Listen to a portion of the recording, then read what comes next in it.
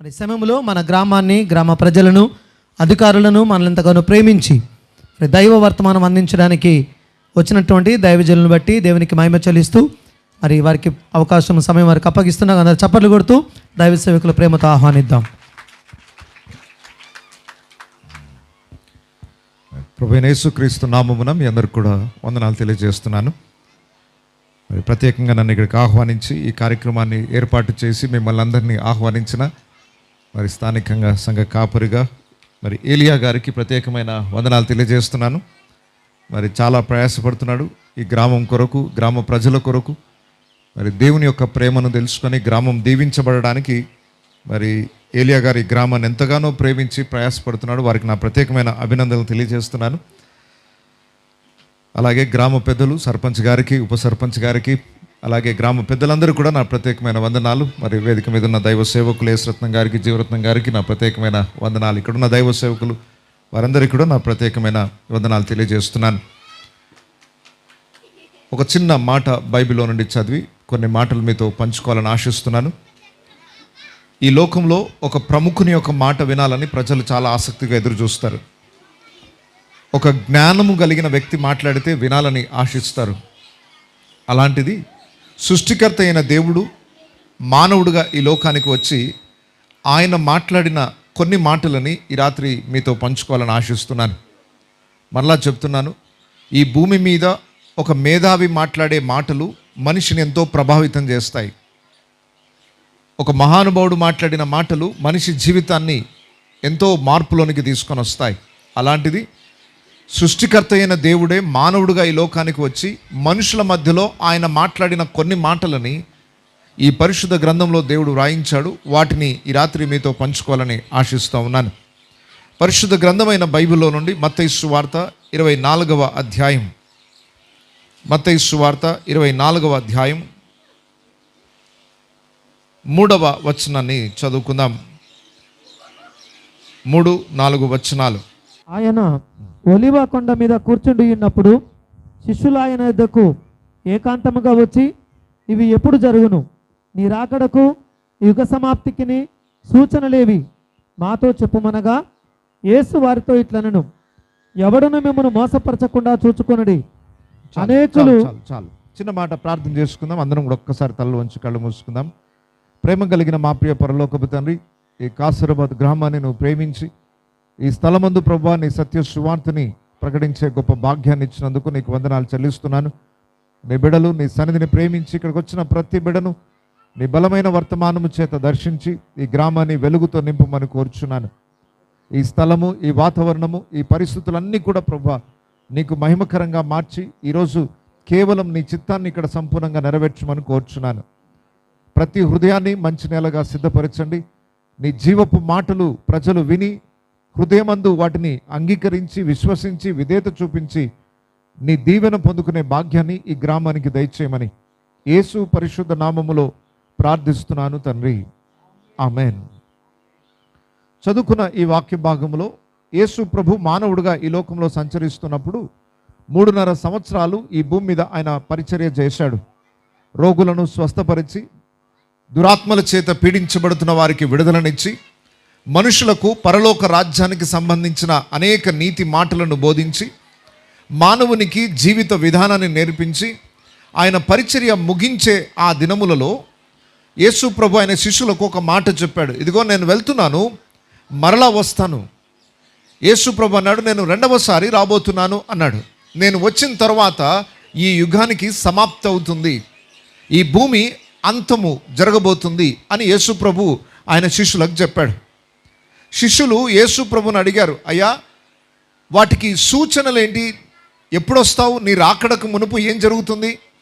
నీ రాకడకు కొన్ని సూచనలు మాకు తెలియజేయి.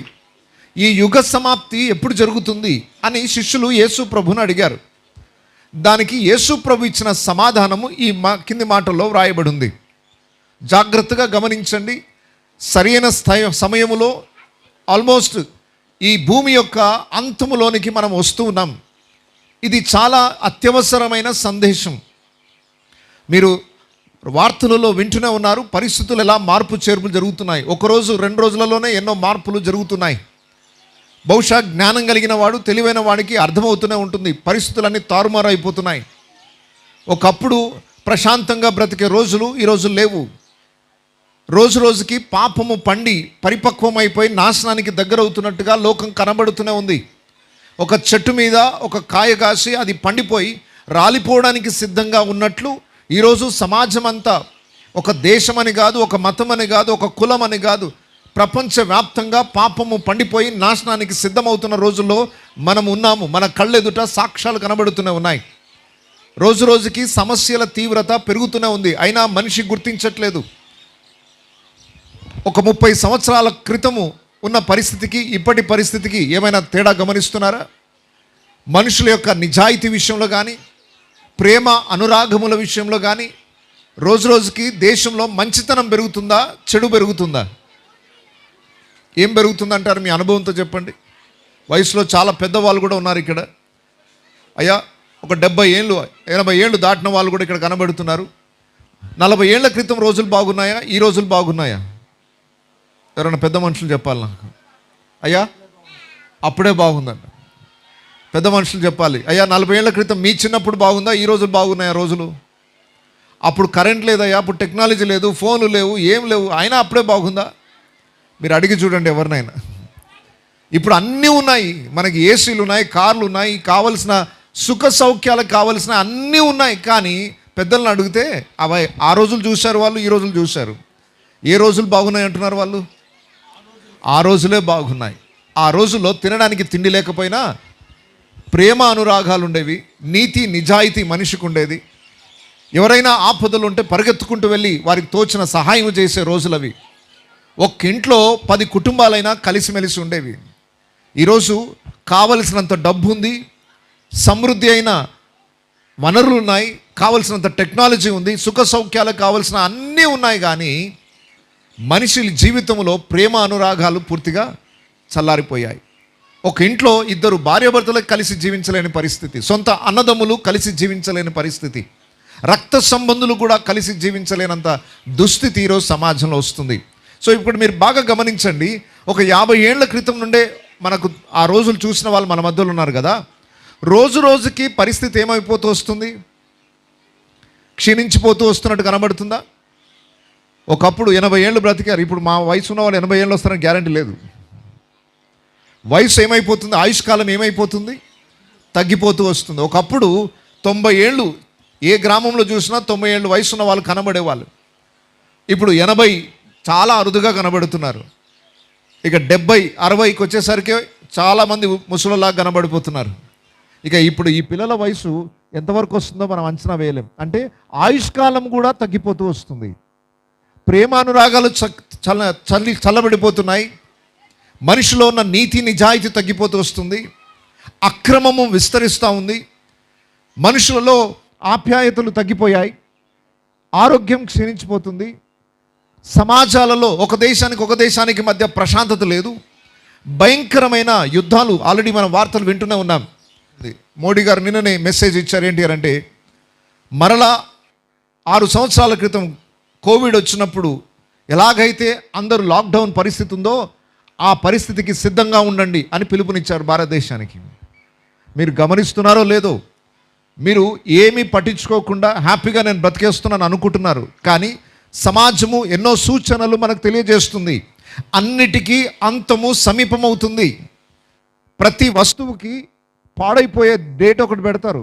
మీరు ఒక నీళ్ళ బాటిల్ కొన్నారనుకోండి, అది తయారు చేసిన తేదీ, అది ఎప్పుడు పాడైపోతుందో మ్యానుఫ్యాక్చరింగ్ డేట్ ఒకటి, ఎక్స్పైరీ డేట్ కూడా రాస్తారు. మీరు ఏ మందులు కొన్నా అది తయారు చేసిన డేటు, అది పాడైపోయే డేట్ కూడా రాస్తారు. ప్రతిదానికి పాడైపోయే డేట్ ఒకటి ఉంది. ముగింపు అనేది ప్రతిదానికి ఉంది. మన వయసుకి ఒక ముగింపు ఉంది, మన జీవితానికి ఒక ముగింపు ఉంది. అలాగే ఈ భూమండలం అంతటికి కూడా ఒక ముగింపు ఉన్నది. అది జ్ఞాపకం చేస్తున్నాను. మీరు ఎంత ఉన్నతమైన స్థితిలో ఉన్నా, ఎన్ని సుఖ సౌఖ్యాల్లో ఉన్నా, ఈ భూమి శాశ్వతం కాదు. ఈ భూమి మానవుడు విడిచిపెట్టక తప్పదు.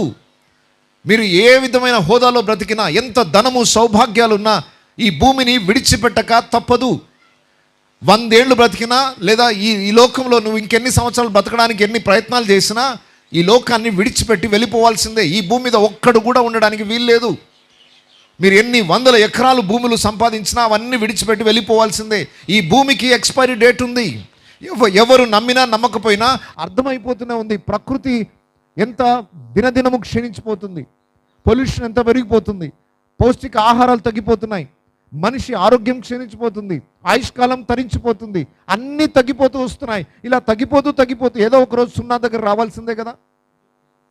100 వయసు నుండి 90కి వచ్చింది, 90 నుండి 80, 80 నుండి 70, అలా తగ్గుకుంటూ ఇంకో కొద్ది రోజులకు ఏం కావాలి? అది తగ్గుతున్న దశలో కనబడుతుంది మనకు. అలా తగ్గుతున్నదే కొద్ది రోజులకు ఏమైపోతుంది? కంప్లీట్గా లేకుండా పోయే రోజు రాబోతుంది. అయితే యేసు ప్రభువుని శిష్యులు అడిగారు, అయ్యా నువ్వు రెండవసారి వస్తానంటున్నావు కదా, నువ్వు వచ్చే ముందు పరిస్థితులు ఎలా ఉంటాయి భూమి మీద అని అడిగారు వాళ్ళు. ఈ యుగ సమాప్తికి సూచనలు ఏంటి అని అడిగితే యేసు ప్రభు చెప్పిన ఆ సూచనలు మీకు బైబిల్లో ఉన్నట్టుగా మీకు చదివి వినిపిస్తాను. 6వ వచనం చూడండి. మరియు మీరు యుద్ధములను గూర్చియు యుద్ధ సమాచారములను గూర్చియు వినబోదురు. యేసు ప్రభు శిష్యులు ఏం ప్రశ్న అడిగారు? అయ్యా నీ రాకడకు సూచనలు ఏంటి? ఈ యుగ సమాప్తికి సూచనలు ఏంటి? మేము ఎలా గుర్తుపట్టాలి ఇక యుగ సమాప్తం దగ్గరకు వచ్చిందని, నువ్వు మరలా వస్తావని మేము ఎలా గుర్తుపట్టాలి అని అంటే యేసు ప్రభు చెప్పిన ఒక అద్భుతమైన సూచన ఏంటంటే, యుద్ధములను గూర్చియు యుద్ధ సమాచారములను గూర్చియు మీరు వినబోదురు. మీరు వినబోతున్నారు. ఏం వార్తలు వింటారు చెప్పండి? యుద్ధములను గూర్చియు యుద్ధ సమాచారాలను గూర్చియు మీరు వినబోదురు. యేసు ప్రభు రాకడకు మునుపు భయంకరమైన యుద్ధాలు భూమి మీద జరుగుతాయి. దేశం మీదికి దేశం, జనం మీదికి జనము, ఏ దేశము ఒక దేశాన్ని ఓర్వలేదు. అలాంటి పరిస్థితులు రాబోతున్నాయని 2000 సంవత్సరాల ముందే యేసు ప్రభు ఈ పరిశుద్ధ గ్రంథంలో రాయించాడు. ఈ తరములో, ఇప్పుడు మనమున్న ఈ తరములో ఆ ప్రవచనాల నెరవేర్పు జరుగుతుంది. మీరు ఎవరైనా అడగొచ్చు, సార్ అవి చెప్పినవన్నీ కరెక్ట్ అని ఎట్లా నమ్ముతున్నారు సార్? ఏదో రాశారు, రాసిందల్లా కరెక్ట్ అని ఎలా నమ్ముతారు? ఎవరు ఏది రాసినా నమ్మేస్తారా అంటే లేదు, అలా నమ్మడానికి వీలు లేదు. ఈ మాటలు నమ్మడానికి గల కారణం ఏంటి అని అంటే, యేసు ప్రభు ఈ భూమి మీదకి మానవుడిగా రాకమునుపే ఆయన 100 సంవత్సరాల ముందు నుండి ఆయన మొదటిసారి రాక మునుపు ఎలాంటి సూచనలు జరగాలో అవన్నీ తెలియజేశాడు. చాలా జాగ్రత్తగా ఈ విషయాన్ని గమనించండి. యేసు ప్రభు మొదటిసారి ఈ భూమి మీదకి వచ్చే ముందు ఆయన 700 సంవత్సరాలకు మునిపే ఆయన ఏ గ్రామంలో పుడతాడు, ఆయన ఎలాంటి స్థితిలో ఉన్న కన్యకకు జన్మిస్తాడు, ఆయన ఈ లోకానికి వచ్చి ఏమేమి చేస్తాడు, ఆయన ఎలా శిలువ మీద మరణిస్తాడు, ఆయన ఎలా తిరిగి లేస్తాడు, ఈ విషయాలన్నీ యేసు ప్రభు భూమి మీద పుట్టక మునిపే ఇంచుమించు 700 సంవత్సరాల ముందే ప్రవక్తల ద్వారా దేవుడు ప్రవచింపజేశాడు. ఏవేవైతే యేసు మొదటి రాకడ గురించి చెప్పబడ్డాయో, ఉదాహరణకు యేసు ప్రభు అనగా సృష్టికర్త అయిన దేవుడు మానవుడుగా పుడతాడు అని ప్రవక్తలు చెప్పారు. సార్ రోజుకి 1000 మంది పుడుతున్నారు, ఆయన పుట్టాడని మాకు ఎలా గుర్తు? మాకు సూచన ఏంటి? రోజుకి ప్రతి గ్రామంలో 100 మంది పుడుతూనే ఉన్నారు. యేసు ప్రభు ఈ లోకంలో రక్షకుడు పుడతాడని మేము ఎలా గుర్తుపట్టాలి? సూచన ఏంటి అని అంటే, ఇదిగో కన్యక గర్భవతి అయి కుమారుని కనును. ఒక సూచన చెప్పాడు. ఇది అసంభవం, ఇలా జరగదు. కానీ ఏ రోజైతే ఇలా జరుగుతుందో మీరు గుర్తుపెట్టుకోండి, ఆయన లోకరక్షకుడు ఈ లోకంలో పుట్టిన వ్యక్తి అని గ్రహించండి అన్నాడు. ఈరోజు చాలామంది అపహాసం చేస్తున్నారు, కన్యకకి ఎలా కుమారుడు పుడతాడని. ఎంత అజ్ఞానమో అది. అది అసాధ్యమనే దేవుడు చెప్పాడు. ఆ అసాధ్యమైనది సాధ్యమైన రోజు గుర్తుపెట్టుకోండి, ఆ రక్షకుడు ఈ లోకానికి వచ్చాడని గ్రహించండి అని బైబిల్లో దేవుడు చెప్పాడు. కానీ ఈరోజు లోకం దాన్ని గ్రహించట్లేదు. సరే, ఆయన మొదటి రాకడను గురించి ఏ ఏ ప్రవచనాలు చెప్పబడ్డాయో 100% అవి నెరవేర్చబడ్డాయి. అయితే ఆయన రెండవసారి రాబోతున్నాడు కనుక ఆ రెండవసారి గురించి ఏ ప్రవచనాలు అయితే చెప్పబడ్డాయో అవి కూడా 100% నెరవేర్చబడతాయి. వింటున్నారు అందరూ? మనం ఎందుకు ఈ ప్రవచనాలు కరెక్ట్ అని నమ్మాలి? ముందు చెప్పబడిన ప్రవచనాలు చెప్పినవి చెప్పినట్టుగా జరిగాయి కనుక ఆయన రెండవసారి వచ్చే ముందు ఏ సూచనలు అయితే చెప్పాడో అవి కూడా జరుగుతాయనే నమ్మకం నాకుంది. ఆ నమ్మకాన్ని బట్టే మీకు ఈ మాటలు తెలియజేస్తున్నాను. ఇంతకు ఎందుకు ఇవి తెలియజేయాలి అనంటే, ఒక ప్రమాదము తలెత్తే ముందు దేవుడు మనుషులకు హెచ్చరికనిస్తాడు. ఒక నష్టం జరిగే ముందు ఒక సైరన్ మోగించినట్లుగా, ఒక బూర మోగించినట్లుగా, ఇదిగో ప్రమాదం రాబోతుంది అని లోకాన్ని హెచ్చరించి మేల్కొల్పి ఆ ప్రమాదం నుండి తప్పించుకునేటట్టు చేసే ఆ పనే ఈ రాత్రి మీ మధ్యలో జరుగుతుంది. యేసు ప్రభు అన్నాడు, యుద్ధాలను గురించి మీరు వింటారు, యేసు రాకడకు మునుపు యుద్ధాలతో మాత్రమే కాదు, దాని తర్వాత వచ్చే పరిణామం కూడా చూడండి. మీరు కలవరపడకుండా చూచుకొనండి. వీటన్నిటిని గురించి వింటారు, యుద్ధాలు జరుగుతూనే ఉంటాయి, కలవరపడకండి. వెంటనే అంతమేమి రాదు, కానీ దానికంటే ముందు ఇంకా కొన్ని జరగవలసినవి ఉన్నాయి. ఇవి జరగవలసి ఉన్నవి కానీ అంతం వెంటనే రాదు. ఇక 7వ వచనం చూడండి. జనము మీదికి జనమును, రాజ్యము మీదికి రాజ్యమును లేచును, అక్కడక్కడ కరువులను భూకంపములను కలుగును. ఇవన్నీ వేదనలకు ప్రారంభము. ఈ లాస్ట్ డేస్లో, చివరి రోజుల్లో యుద్ధాలతో పాటు వచ్చే వెంటనే జరిగేవి కరువులు, భూకంపాలు, తెగుళ్ళు భూమి మీదకి రాబోతున్నాయి. భయంకరమైన శ్రమ ప్రారంభం కాబోతుంది. అప్పుడు జనులు మిమ్మును శ్రమల పాలు చేసి చంపెదరు. అసలే లోకము భయంకరమైన పరిస్థితి దిగజారుతుందంటే లాస్ట్ డేస్లో ప్రజలు ఏం చేస్తారు తెలుసా? ఇలా నీతి మాటలు చెప్పే వాళ్ళని చంపేస్తారట. మంచి మాటలు చెప్పి బ్రతుకును మార్చగలడానికి ఆ మాటలు ఎవరైనా చెప్తే చాలు, ఆ మాటలు వినడానికి మనుషులు ఇష్టపడరట. నిజానికి ఈరోజు కూడా పరిస్థితి అలాగే ఉంది.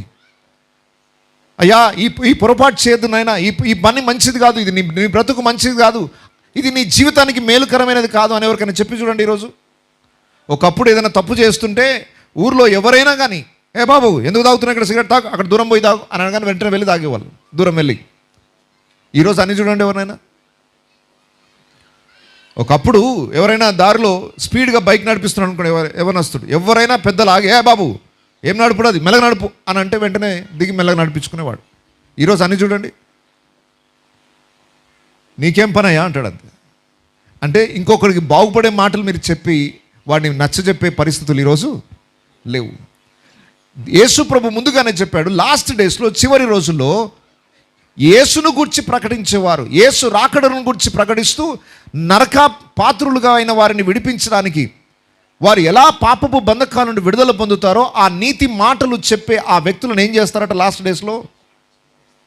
మాకు నీతి మాటలు చెప్పొద్దు, మాకు ఇష్టం వచ్చినట్టు బ్రతికే జీవితం కావాలా, మాకు మంచి మాటలు చెప్పొద్దు, తిను తాగు ఆనందించు, లోకంలో వాణ్ణి చంపు వీణ్ణి కొట్టు, ఈ మాటలకి ప్రజలు చాలా ఆసక్తి చూపిస్తున్నారు. ఈరోజు సమాజం అంతట్లో మత ఘర్షణలు, దేశం మీదకి దేశం, ఇవన్నిటికీ కారణం ఏంటంటే కొట్టు, చంపు, తిట్టు అన్నదానికి ప్రజలు ఆకర్షింపబడతారు. వద్దునైనా అలా చేయకండి అని చెప్తే కోపం వచ్చేస్తుంది ఈ రోజుల్లో. కుటుంబాన్ని కట్టుకోండి, జీవితాన్ని కట్టుకోండి, పాపాన్ని విడిచిపెట్టండి, చెడును విడిచిపెట్టండి, మంచి చేయండి. ఎవ్వరికి ఈరోజు ఆ మాటలు నచ్చవు. అలా చెప్తే తిడతా, చెప్తే కొడతా అంటున్నారు ఈరోజు. ఇంత దుస్థితి వస్తుందని యేసుప్రభు ముందే చెప్పాడు. ఇదేం కొత్త కాదు, ఏది ఆశ్చర్యమేం లేదు, ఇవన్నీ జరగవలసినవి. అయితే దీనికి సూచన ఏంటో తెలుసా? యేసుప్రభు త్వరగా వస్తున్నాడు అనేది సూచన. యేసుప్రభు గురించి ప్రకటించొద్దు, యేసుప్రభు గురించి చెప్పొద్దు, మంచి చెప్పొద్దు, మా ఊరికి రావద్దు అనే వాళ్ళు కూడా ఉన్నారు. ఇది కొత్త ఏం కాదు. యేసుప్రభు ముందే చెప్పాడు, ఇలా భూమి అంతరించిపోయే రోజు, భూమి నాశనానికి సిద్ధపడుతున్న రోజు, మంచి మాటలకు సువార్త చెప్పడానికి ప్రజలు అంగీకరించరు. అలా చెప్పేవాడిని చంపేస్తారు, శ్రమల పాలు చేస్తారు. ఇవన్నీ జరుగుతూనే ఉన్నాయి. ఆల్రెడీ ఇప్పుడు సమయము ఆసనమైనట్టుగా మనకు కనబడుతూనే ఉంది. రైట్. 12వ వచనం చూడండి. అక్రమము విస్తరించుట చేత అనేకుల ప్రేమ చల్లారును. ఎందుకు ప్రేమలు చల్లారిపోయాయట? అక్రమము విస్తరించుట చేత. చెడు విస్తరిస్తుంది. అసూయ, కక్ష, లోకం మీద ఆశలు, ధనాపేక్ష, సొంత అన్నదమ్ములు కూడా ఆస్తి కొరకు చంపుకునే రోజులు. ఆ అన్నదమ్ములే మాత్రమే కాదు, తల్లిదండ్రులను కూడా చంపే రోజులు. అక్రమము విస్తరించుట చేత ఏం చల్లారిపోయిందట? ప్రేమ చల్లారిపోతుంది. ఇది అన్ని లాస్ట్ డేస్లోకి సూచనలు అన్నమాట ఇవన్నీ. అంతం వరకు సహించిన వాడెవడో వాడే రక్షించబడును. ఇన్ని పరిస్థితులున్నా చివరి వరకు ఎవరైతే విశ్వాసాన్ని కాపాడుకుంటారో, దేవుని మీద ఉన్న నమ్మకాన్ని కాపాడుకుంటారో, ఈ పరిస్థితులన్నిటినీ సహించి ఆ పాపము నుండి దూరంగా జీవిస్తారో వారు మాత్రమే రక్షింపబడతారు. చివరిగా ఒక సూచన చెప్పాడు యేసు ప్రభు. 14వ వచనం చూడండి. మరియు ఈ రాజస్వ వార్త సకల జనములకు సాక్షార్థమై లోకమందంతటను ప్రకటింపబడును. అటు తర్వాత అంతము వచ్చును. అంతము ఎప్పుడు వచ్చును? అందరూ వింటున్నారా? అంతం ఎప్పుడు వస్తుందట? ఈ రాజ్య సువార్త సకల జనులకు సాక్షార్థమై లోకమన్నంతటా ప్రకటింపబడును. ఈరోజు నేను ఏదైతే ప్రకటిస్తున్నానో రాజ్య సువార్త అంటారు దీన్ని. అంటే మనం ఈ భూమిని విడిచిపెట్టిన వెంటనే దేవుడు మన కొరకు సిద్ధపరిచిన ఒక పరలోక రాజ్యం ఉంది. ఎవరైనా, ఏ మతస్థుడైనా, ఏ దేశస్థుడైనా, దేవుడు ఉన్నాడు అని నమ్మే ఎవరైనా కానీ స్వర్గము నరకం ఉన్నదని నమ్మక తప్పదు. అయితే దేవుడు మన కొరకు ఒక స్వర్గాన్ని ఏర్పాటు చేస్తున్నాడు. ఎందుకు స్వర్గం కావాలి మనకు? ఈ భూమి శాశ్వతం కాదని దేవుడు ఎప్పుడో చెప్పాడు. దీన్ని విడిచిపెట్టాలి, మనం దీని నుండి దూరం కావాలి. మరి ఎక్కడికి వెళ్ళాలి? దేవుడు మన కొరకు ఒక అద్భుతమైన స్థలాన్ని సిద్ధపరచాడని బైబిల్ చెప్తుంది. అన్ని మత గ్రంథాలు అదే చెప్తున్నాయి. స్వర్గం అనే ఒక స్థలం ఉంది. ఈ భూమి మీద నుండి మనుషులలో యోగ్యులైన వారిని, ఎవరైతే పాపపు బంధకాల నుండి విడుదల పొందుతారో, ఎవరైతే ఈ చెడు నుండి వారి జీవితాన్ని దూరం చేసుకుంటారో, సృష్టికర్త అయిన దేవుని తెలుసుకొని ఆయన చేసిన శిలువ యాగాన్ని విశ్వసిస్తారో, నమ్మి బాప్తిస్మము పొందువాడు రక్షింపబడును. మన పాపముల కొరకు మన స్థానములో క్రూరమైన శిలువ మరణాన్ని పొంది మరణాన్ని గెలిచి తిరిగి లేచిన యేసు ప్రభునందు ఎవరైతే విశ్వాసం ఉంచుతారో, ఎవరి పాపములైతే ఆయన రక్తము చేత కడగబడతాయో, యేసునందు విశ్వాసం ఉంచిన వాడు నిత్య జీవానికి పాత్రుడవుతాడు. ఇదే రాజ్య సువార్త. ఈరోజు అందరం పాపం చేశాం. మన స్థానంలో ఒక వ్యక్తి బలయ్యాడు, మన స్థానంలో ఒక వ్యక్తి శిక్షణ అనుభవించాడు, మనకు విమోచననిచ్చాడు.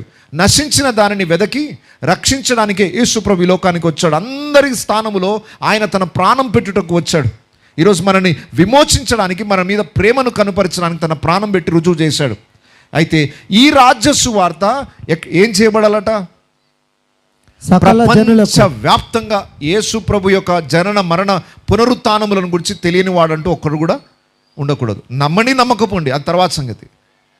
అందరూ నమ్మరని బైబిల్ ఎప్పుడో చెప్పింది. కొందరే నమ్ముతారు. నిత్య జీవానికి వెళ్ళేవారు కొందరే, మంచి మార్గంలో నడిచే వాళ్ళు కొందరే. లోకంలో చెడ్డవాళ్ళు ఎక్కువ ఉంటారా, మంచి వాళ్ళు ఎక్కువ ఉంటారా? పర్సంటేజ్ 80%, 20%. 80% ఉంటారా చెడ్డవాళ్ళు? 10% ఉంటారా? 20% ఉంటారా మంచి వాళ్ళు? 100 మందిలో ఎంతమందిని మంచి వాళ్ళని చూడొచ్చు మీరు? చాలా అరుదుగా చూడొచ్చు. పరలోక రాజ్యానికి వెళ్ళే వారి సంఖ్య కూడా కొంచెమే ఉంటుంది. బాగా గుర్తుపెట్టుకోండి. అందరూ మంచి మార్గాన్ని అంగీకరించరు. బైబిల్లో రాయబడి ఉంది, ఇరుకు మార్గమున వెళ్ళేవారు కొందరే. విశాల మార్గం, ఇష్టం వచ్చినట్టుగా బ్రతకాలనుకున్న వాడికి లోకమంతా అదే మార్గంలో వెళ్తుంది. సరే, ఇక్కడ ఈ రాజ్య సువార్త ఏం చేయబడాలి చెప్పండి? లోకమంతటికి ప్రకటింపబడిన తర్వాత ఇక మేము ఈ వార్త వినలేదు అని కాసరాబాద్ గ్రామస్తులు అనకూడదని ఉద్దేశంతో ఏలియా గారు ప్రయాసపడి మీటింగ్ పెట్టారు. మా ఊర్లో ఎప్పుడు చెప్పలేదు సార్, మంచి మాటలు ఎవరు చెప్పలేదు, నీతి మాటలు ఎవరు చెప్పలేదు, ఈ పాపము నుండి విడుదల ఎలా పొందాలి, యేసునందు విశ్వాసం ఉంచడం ద్వారా నిత్య జీవం అన్న మాట మేము ఎప్పుడు వినలేదు అనే మాట ఎవ్వరు సాకు చెప్పడానికి వీల్లేదు. ఇక ఈ రాజ్య సువార్త కాసరాబాద్లో చెప్పబడిందా లేదా? ఎన్నోసార్లు చెప్పబడింది ఇదే స్థలంలో. కాబట్టి ఇక్కడ మేము ఎప్పుడు వినలేదు అన్న మాట ఎవరి నోట రాకుండా ఉండడానికి దేవుడు ఈ మీటింగ్ పెట్టించాడు. ఇలాంటి వార్త ఎక్కడెక్కడ వినబడాలట? ప్రపంచవ్యాప్తంగా ఉన్న అన్ని దేశాల ప్రజలకు ఏ రోజైతే ఈ వార్త అందుతుందో, 2000 సంవత్సరాల నుండి ఈ వార్త ప్రకటింపబడుతూనే ఉంది. ఆల్మోస్ట్ ప్రపంచవ్యాప్తంగా ఈ వార్త అందజేయబడింది. ఇక ఈ వార్త అనగా యేసు ఈ లోకంలో పాపులను రక్షించడానికి వచ్చాడు, చనిపోయాడు, తిరిగి లేపబడ్డాడు, ఆయన రక్తము చేత ప్రతి పాపములు కడగబడతాయన్న సత్యాన్ని యేసు ప్రభు అని ఒప్పుకోవడానికి ఆ వార్త లోకమంతా ప్రకటించబడింది. ఆల్మోస్ట్ అయిపోయింది. ఇక ఏ గ్రామంలో ఈ వార్త తెలియని వ్యక్తి అంటూ లేడు. అంగీకరించని వ్యక్తులు చాలామంది ఉన్నారు, కానీ తెలియని వ్యక్తులు అయితే లేరు నాకు తెలిసినంత వరకు. ఇంకా చెప్పాలంటే ప్రతి నోట ఈ మాట నేను చెప్పకముందుకు వాళ్ళు చెప్పమంటే చెప్తారు ఏమేమి నేను చెప్పాలనుకుంటున్నాను. అంత బాగా తెలుసు అందరికీ. అయితే తెలియడం వరకు అయిపోయింది. ఏ రోజైతే ప్రజలందరికీ వార్త అందుతుందో నెక్స్ట్ ఏం జరుగుతుంది చెప్పండి? అప్పుడు అంతము వచ్చును. ఇప్పుడు మేమంతా ప్రయాసపడేది ఏంటంటే ఆ అంతం కొరకు ప్రిపరేషన్ అంతే. ఆయన రాకడ రాబోతుంది, యేసుప్రభు వస్తాడు, వచ్చి ఏం చేస్తాడు అంటే ఎవరెవరైతే పాప క్షమాపణ పొంది యేసుప్రభునందు విశ్వాసం ఉంచారో, ఈ లోక పాపం నుండి విడుదల పొంది నిత్య జీవం కొరకు సిద్ధపడుతున్నారో వాళ్ళని తీసుకొని వెళ్ళిపోవడానికి యేసుప్రభు వస్తున్నాడు. దయచేసి చాలా జాగ్రత్తగా గమనించండి. భయంకరమైన దుర్దినములు రాబోతున్నాయి. ఆ భయంకరమైన దుర్దినములలో మనం ఎవరం ఉండకుండా దేవుడు మనల్ని నిత్య జీవానికి తీసుకొని వెళ్ళాలని ఆయన రెండవసారి రాబోతున్నాడు. యేసునందు విశ్వాసం ఉంచిన వారిని తనతో పాటు ఉండుటకు ఆయన తీసుకొని పోబోతున్నాడు. యేసు ఖచ్చితంగా రెండవ రాకడలో రాబోతున్నాడు. వస్తాడు. ఎవరు నమ్మినా నమ్మకపోయినా, సార్ వస్తాడు అని 2000 సంవత్సరాల నుండి చెప్తున్నారు, ఎక్కడొస్తున్నాడు అని ఎవరైనా అడుగుతారేమో. ఎందుకు ఆలస్యం చేస్తున్నాడో బైబిల్లో రాయబడిన మాట మీకు చదివి వినిపిస్తాను. పేతురు రాసిన పత్రిక, 2వ పత్రిక,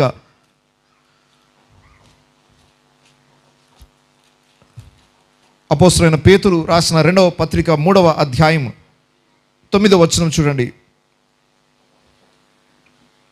9వ వచనం, కొందరు ఆలస్యమని ఎంచుకొనున్నట్లు ప్రభువు తన వాగ్దానమును గూర్చి ఆలస్యము చేయువాడు కాడు గాని ఎవడునూ నశింపవలనని ఇచ్చయింపక అందరూ మారు మనస్సు పొందవలనని కోరుచు మీ ఎడల దీర్ఘశాంతము గలవాడై ఉన్నాడు.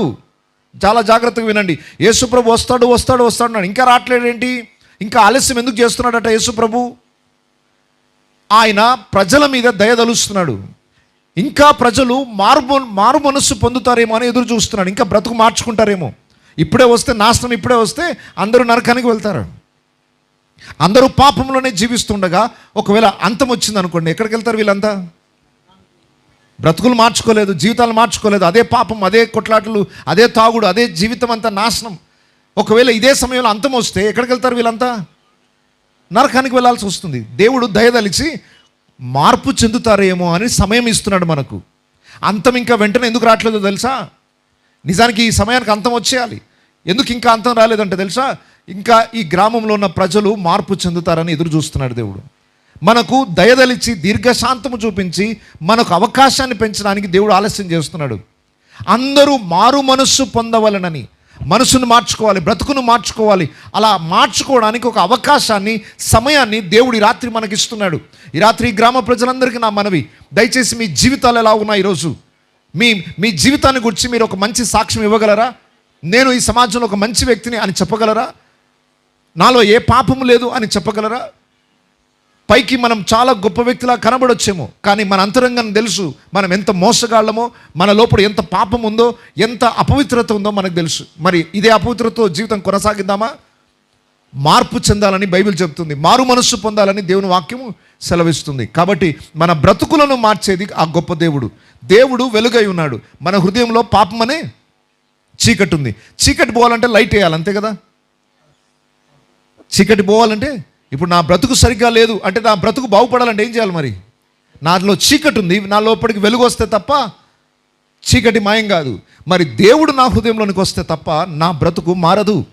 ఈ రాత్రి యేసు యొక్క రాకడకు మునిపే ఎవరి బ్రతుకులను మార్చుకుంటారో, ఎవరు మారు మనస్సు పొందుతారో వారు మాత్రమే యేసు రాకడలో తీసుకొని పోబడతారు. యేసే వచ్చి తన యందు విశ్వాసం ఉంచిన వారందరిని తీసుకుని వెళ్ళిపోతాడు. ఆ తరువాత భూమి మీద భయంకరమైన ఉగ్రత రాబోతుంది. భయంకరమైన ఆకాశం నుండి వడగండ్లు కాదు, ఐస్ గడ్డలు కాదు పడేది. రేపు రాబో రోజుల్లో బైబిల్ చెప్తుంది అగ్ని చేత ఈ భూమి నాశనం చేయబడబోతుంది. ఒకసారి మరలా 3వ అధ్యాయం 7వ వచనం ఒకసారి చూడండి. అయితే ఇప్పుడున్న ఆకాశమును భూమియు భక్తిహీనుల తీర్పును నాశనమును జరుగు దినం వరకు అగ్ని కొరకు నిల్వ చేయబడినవై అదే వాక్యం వలన భద్రము చేయబడి ఉన్నవి. ఇప్పుడున్న భూమి ఆకాశము దేని చేత నాశనం చేయబడబోతుంది? అగ్ని చేత నాశనం చేయబడబోతుంది. అగ్ని గంధకాలు కురుస్తాయి. ఈ మాట రాసి పెట్టుకోండి, గుర్తుపెట్టుకోండి. ఎవరికి తెలియని విషయాలు దేవుడు 2000 సంవత్సరాల ముందే ఈ మాటలు చెప్పాడు. ఈ భూమి ఎక్స్పైరీ డేట్ రాబోతుంది. ఈ ఎక్స్పైరీ ఎలా జరగబోతుంది? ఈరోజు వడగండ్లు ఎట్లా పడుతున్నాయో అలాగో అగ్ని చేత ఈ భూమి నాశనం కాబోతుంది. భూమి ఆకాశం లయం కాబోతున్నాయి. ఎప్పుడు అవుతాయి? యేసే వచ్చి యేసునందు విశ్వాసం ఉంచి ఎవరైతే మారు మనస్సును పొంది బ్రతుకులను మార్చుకొని జీవితాన్ని దేవుని యందు భయభక్తులు కలిగి ఉండేటట్టుగా కట్టుకుంటారో, ఎవరైతే దేవుని హృదయంలోనికి చేర్చుకుంటారో, ఆయన మాటలకు విశ్వాసం ఉంచుతారో వారు మాత్రం పరలోక రాజ్యానికి వెళ్తారు. మిగిలిన ఈ భూమి అంతయు అగ్ని చేత కాల్చివేయబడుతుంది. భయంకరమైన ఉగ్రత భూమి మీదకి రాబోతుంది. దేవుడు దీర్ఘశాంతం చూపిస్తున్నాడు, ఇంకా ఆలస్యం చేస్తున్నాడు. ఆయన ఇక ఆలస్యం చేయడు. 10వ వచనం చూడండి. అయితే ప్రభు దినము దొంగ వచ్చినట్లుగా వచ్చును. ఆ దినమున ఆకాశములు మహాధ్వనితో గతించిపోవును, పంచభూతములు మిక్కటమైన వేండ్రముతో లయమైపోవును, భూమియు దాని మీదనున్న కృత్యములను కాలిపోవును. ఇవన్నీ ఇట్లు లయమైపోవునవి గనుక ఆకాశములు రవులుకొని లయమైపోవునట్టు, పంచభూతములు మహావేండ్రముతో కరిగిపోవునట్టు దేవుని దినపు రాకడ కొరకు కనిపెట్టుచు దానిని ఆశతో అపేక్షించుచు మీరు పరిశుద్ధమైన ప్రవర్తనతోనూ భక్తితోనూ ఎంతో జాగ్రత్త గలవారై ఉండవలెను. ఈ దినం రాబోతుంది. ఆ రోజు వరకు మనం ఎలా ఉండాలి అంటే పవిత్రతతో, భక్తితో, పరిశుద్ధతతో బ్రతకండి, మంచి ప్రవర్తనతో బ్రతకండి అని దేవుని వాక్యం హెచ్చరిస్తుంది. ఆ టైం దగ్గర పడుతుంది. ఇక ఎదురు చూస్తూ రెడీగా ఉండండి. ఒక బస్సు వస్తుంది అనగానే మనం ఊరికి ప్రయాణం చేయడానికి సూట్ కేసులు అన్నీ రెడీ చేసుకొని పెట్టుకున్నట్టు ఈ లోకము విడిచిపెట్టి వెళ్ళిపోవడానికి సిద్ధపడుతూ ఉండండి. ఇది జోక్గా తీసుకోకండి దయచేసి. ఇదేదో కాలక్షేపణ కొరకు చెప్పే మాటలు కాదు. ఏలియా గారికి డబ్బులు ఎక్కువ ఈ మీటింగ్ ఏర్పాటు చేయలేదు. ఆయనకేదో పిచ్చి పట్టి ఈ పనులు చేయట్లేదు.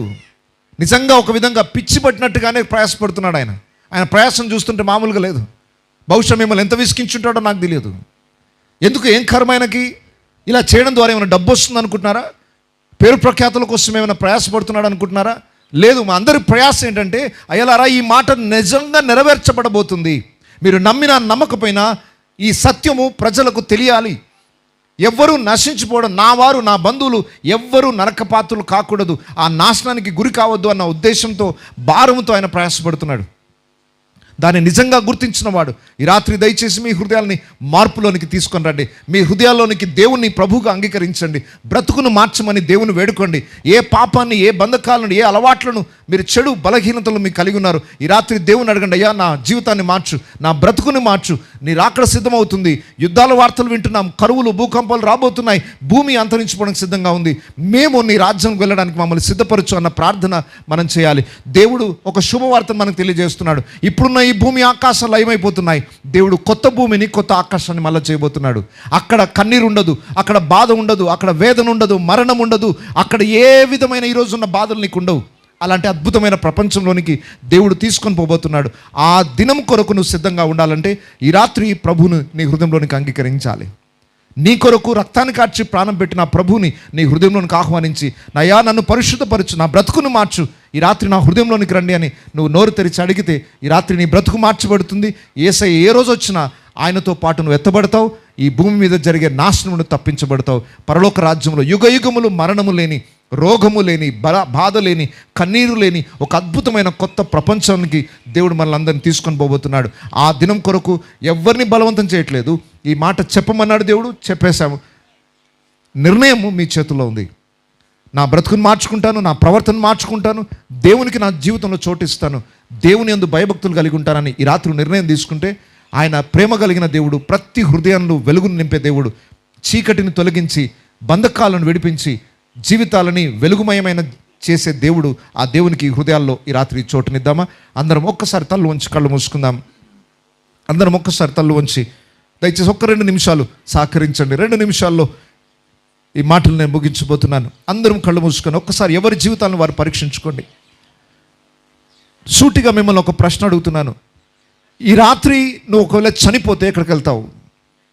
సరే, ఆ భూమి అంతం కావడానికి ఇంకా టైం ఉందేమో, యేసయ్య రావడానికి ఇంకా ఆలస్యం అవుతుందేమో, కానీ నీ పోకడు ఎప్పుడో నీకు తెలుసు. నీ పోకడు ఎప్పుడో నువ్వు దాన్ని ఒకవేళ ఈ రాత్రి అనుకుంటే ఎక్కడికి వెళ్తావు? ఈరోజు రాత్రి నీ జీవితానికి చివరి రాత్రి అయితే నీ ఆత్మ ఎక్కడికి వెళ్తుంది అనుకుంటున్నావు? స్వర్గానికి వెళ్తుందన్న నిరీక్షణ ఉందా? దేవుని దగ్గరికి వెళ్తుందనే నిరీక్షణ ఉందా? లేదా నీవు జీవించిన జీవితానికి భయంకరమైన నరక శిక్ష అనుభవించాల్సిన పరిస్థితి వస్తుందేమో? నీ బ్రతుకును బట్టి, నీ క్రియలను బట్టి, నీ పాపపు క్రియలను బట్టి నువ్వు శిక్షకి పాత్రుడవు. దేవుని తీర్పు నీ మీదకి వస్తుంది. ఆ తీర్పు నుండి ఎలా తప్పించుకుంటావు? ఈ రాత్రి దేవుడు నిన్ను ప్రేమిస్తున్నాడు. నీవు దేవుని ఉగ్రతకు గురి కాకూడదనే ఉద్దేశంతో దేవుడు ఈరోజు అవకాశాన్ని ఇస్తున్నాడు. ఈ రాత్రి నీ బ్రతుకును మార్చుకుంటావా? చాలామంది హేళన చేస్తున్నారు. ఈ మాటలు విని దూషించేవారు ఉన్నారు, హేళన చేసేవారు ఉన్నారు, అభ్యంతరపడే వాళ్ళు ఉన్నారు. ఇలా జరుగుతుందని దేవుడు ఎప్పుడో చెప్పాడు. కానీ ఆ గుంపులో మీరు ఉండకండి. ఆ నాశనం అవుతున్న గుంపులో మీరు ఉండకండి. అభ్యంతరపడే గుంపులో మీరు ఉండకండి. తృణీకరించే గుంపులో మీరు ఉండకండి. దేవుణ్ణి ప్రేమించి, దేవుని అంగీకరించి, ఆయన శిలువ యాగమునందు విశ్వాసం ఉంచి పవిత్రతను సంపాదించుకొని ప్రభు మార్గంలో నడిచి ఆ నిత్య జీవానికి వారసులు కావాలని మిమ్మల్ని ప్రేమపూర్వకంగా బ్రతిమలాడుకుంటున్నాను. అలాంటి నిర్ణయం తీసుకున్నట్లయితే ఈ రాత్రి మీ కొరకు నేను ప్రార్థన చేయాలని ఆశిస్తున్నాను. ఏ క్షణమైతే ఆయన నీ హృదయంలోకి ఆహ్వానిస్తావో ఆయన సమాధానం నీ ఇంటికి వస్తుంది. ఆయన రక్షణ ఆనందం నీ ఇంటికి వస్తుంది. ఈ రాత్రి ప్రతి ఒక్కరూ, ఈ గ్రామంలో ఉన్న ప్రతి ఒక్కరు దీవించబడాలని, ప్రతి ఒక్క హృదయము వెలుగుతో నింపబడాలని, దేవుని గూర్చిన జ్ఞానముతో నింపబడాలని ఆశిస్తున్నాను. ప్రార్థన చేసుకుందాం. సర్వాధికారి అయిన మా ప్రియ పరలోకపు తండ్రి, ఈ రాత్రి ఈ గ్రామాన్ని ఎంతగానో ప్రేమిస్తున్నావు. ఈ గ్రామాన్ని కొరకు ప్రభా ఈ సత్య సువార్తని ప్రకటింపజేశావు. ఆ రోజు మేము భయంకరమైన వార్తలు వింటున్నాం. మా కళ్ళ ముందు దేశము, సమాజము క్షీణించిపోతుంది, పాపం విస్తరిస్తుంది, దుష్టత్వం విస్తరిస్తుంది, ప్రేమ అనురాగాలు చల్లారిపోతున్నాయి. భయంకరమైన దుర్దినములను గురించిన వార్తలు వినాల్సి వస్తుంది. అర్థమైపోతుంది నాయన, ఈ భూమి చివరి దశకు వచ్చేసిందని. ఇక మేము తినుచు తాగుచు సుఖించే రోజులు కాదివి. సత్యాన్ని తెలుసుకొని జీవితాన్ని మార్చుకొని నీ రాకడ కొరకు సిద్ధపడే కృపను మాకందరికి దయచేయండి. దయచేసి ఈ గ్రామ ప్రజలు ఎవ్వరు కూడా నశించిపోవడం నీ చిత్తం కాదు నాయన. గ్రామ ప్రజలందరినీ దీవించండి. ప్రతి ఒక్క హృదయాన్ని వెలిగించండి. పాపపు బంధకాలను విడిపించండి. కుటుంబాలలో భార్యాభర్తల మధ్య సమాధానం, తల్లిదండ్రులకు పిల్లలకు మధ్య సమాధానం దయచేయండి. ఈ గ్రామంలో అనారోగ్యంగా ఉన్న బిడ్డలు ముట్టండి నాయన. నువ్వు స్వస్థపరిచే దేవుడవు, పరమ వైద్యుడు, బ్రతుకులను వెలిగిమయమైన జీవితాలుగా మార్చే దేవుడవు. ఏ కుటుంబంలో ఉన్న దుఃఖాన్నైనా కన్నీళ్లను తుడిచే దేవుడవు నాయన. దయచేసి ఈ గ్రామాన్ని దీవించండి. ఎవరైతే ఈ రాత్రి వారి హృదయాన్ని తెరిచి అయ్యా నిన్ను ప్రభుగా స్వీకరించారో దయచేసి నీ దీవెనతో వారి హృదయాలు నింపమని కోరుచున్నాను. ప్రత్యేకంగా అయ్యా స్థానిక సర్పంచ్ గారిని, వారి కుటుంబాన్ని దీవించండి. దేవా ఆ బిడ్డని ఇక్కడ నడిపించారు నాయన. ఆ కుటుంబంలో ఉన్న కొరతను మీరు తీర్చండి. ఆ బిడ్డ విశ్వాసాన్ని బలపరచండి. ఆ కుటుంబంలో నీ గొప్ప దీవెన, రక్షణ, ఆనందాన్ని వారికి అనుగ్రహించండి. ఉప సర్పంచ్ గారిని, వార్డు మెంబర్స్ని, గ్రామ పెద్దలను, అయ్యా ఇక్కడ ఈ గ్రామంలో కూర్చున్న ప్రతి వ్యక్తిని కూడా మీరు దీవించి ఈ కూడిక వ్యర్థం కాకుండా ఆశీర్వాదకరంగా మలుచుమని, దీనికంతటి కొరకు ప్రయాసపడిన ఏలియా గారిని, వారి కుటుంబాన్ని అయ్యా సమృద్ధిగా మీరు దీవించమని తండ్రి ఈ రాత్రి నీ చిత్తం ఇక్కడ నెరవేర్చబడిందని నమ్ముచున్నాను. ఇక ఈ ప్రజలను నీ చేతుల్లోనికి అప్పగిస్తున్నాను. వారి జీవితానికి వారే ఉత్తరవాదులు. వారు అంగీకరించినా తృణీకరించినా ఎవరి నిర్ణయము వారి చేతికి అప్పగించబడింది. తండ్రి నువ్వు నాకు అప్పగించిన పని నేను పూర్తి చేశాను. ఇక నీ చిత్తమే సిద్ధించుగాక. ఈ రాత్రి నీ చిత్తాన్ని ప్రతి కుటుంబంలో నెరవేర్చమని యేసు పరిశుద్ధ నామములో ప్రార్థిస్తున్నాను తండ్రి. ఆమేన్, ఆమేన్. అందరికి వందనాలండి. మరి ఇటు సమయాన్ని ఇచ్చిన ఏలియా గారికి ప్రత్యేకమైన వందనాలు తెలియజేస్తున్నాను.